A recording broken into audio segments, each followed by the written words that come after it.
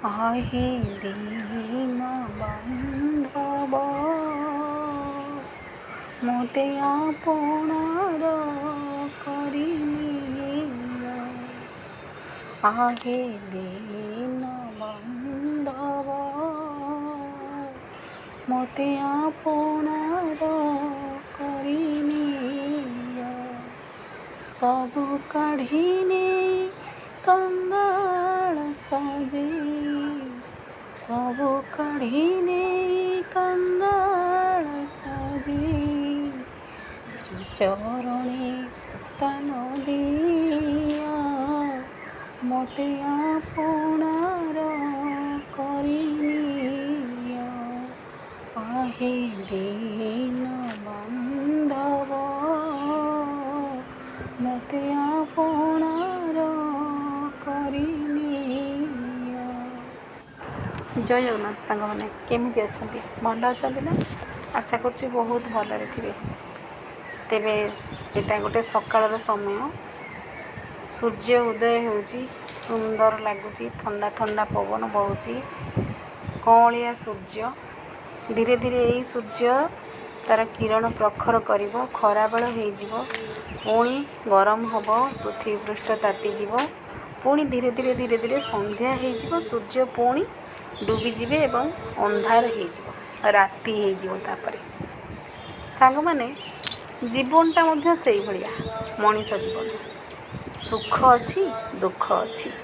ସୁଖ ପରେ ଦୁଃଖ ଆସୁଛି ଏବଂ ଦୁଃଖ ପରେ ସୁଖ ଆସୁଛି। ଯେମିତି ରାତି ପରେ ଦିନ ଆଉ ଦିନ ପରେ ରାତି। ମଣିଷ ଜନ୍ମ ହେଉଛି, ଛୋଟରୁ ବଡ଼ ହେଉଛି, ଧୀରେ ଧୀରେ ଧୀରେ ଧୀରେ ବୃଦ୍ଧା ଅବସ୍ଥାକୁ ଆସୁଛି, ପୁଣି ମଣିଷ ଜୀବନର ଅନ୍ତ ଘଟୁଛି। ତେବେ ସାଙ୍ଗମାନେ, ଆମେ ଗର୍ବ କାହିଁକି କରିବା? କିଛି ଲାଭ ଅଛି କି? ଦିନେ ନା ଦିନେ ଆମେ ସମସ୍ତେ ମରିବା, ଦିନେ ନା ଦିନେ ଆମ ସମସ୍ତଙ୍କର ଜୀବନ ସରିଯିବ। ତେଣୁ ଗର୍ବ କରିକି କିଛି ଲାଭ ଅଛି କି? ସାଙ୍ଗମାନେ, ଯଦି ଆପଣମାନେ ସୁଖରେ ଅଛନ୍ତି, ବହୁତ ସୁଖ ଭୋଗ କରୁଛନ୍ତି, ଆନନ୍ଦରେ ଅଛନ୍ତି, ତେବେ ଗର୍ବ କରନ୍ତୁ ନାହିଁ।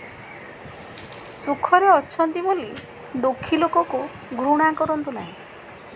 କାହିଁକି ନା ସୁଖ ପରେ ଦୁଃଖ ଆପଣ ନିଶ୍ଚୟ ଭୋଗ କରିବେ।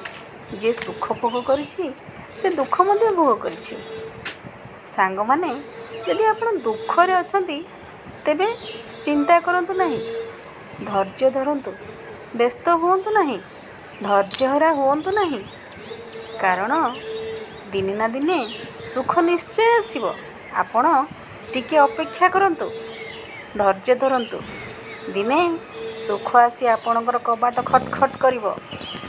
ତେଣୁ ବ୍ୟସ୍ତ ହୁଅନ୍ତୁ ନାହିଁ। ସାଙ୍ଗମାନେ, ମୋ କଥାଟି ଆପଣମାନଙ୍କୁ କେମିତି ଲାଗିଲା? ଭଲ ଲାଗିଲା ନା ଖରାପ ଲାଗିଲା? ଏଇଟା କମେଣ୍ଟ ମାଧ୍ୟମରେ ନିଶ୍ଚୟ ଜଣାଇବେ। ଏବଂ ମୋ ଭିଡ଼ିଓଟିକୁ ଯଦି ଭଲ ଲାଗୁଥାଏ ତାହେଲେ ଲାଇକ୍ ନିଶ୍ଚୟ କରିବେ ଏବଂ ମୋତେ ସପୋର୍ଟ କରିବା ପାଇଁକି ମୋ ଚ୍ୟାନେଲଟିକୁ ସବସ୍କ୍ରାଇବ୍ କରିବା ପାଇଁକି ଭୁଲିବେ ନାହିଁ। ତେବେ ଆଜି ପାଇଁ ଏତିକି, ରହୁଛି। ପୁଣି କଥା ହେବା ଆଉ ଏକ ଭିଡ଼ିଓରେ। ଜୟ ଜଗନ୍ନାଥ।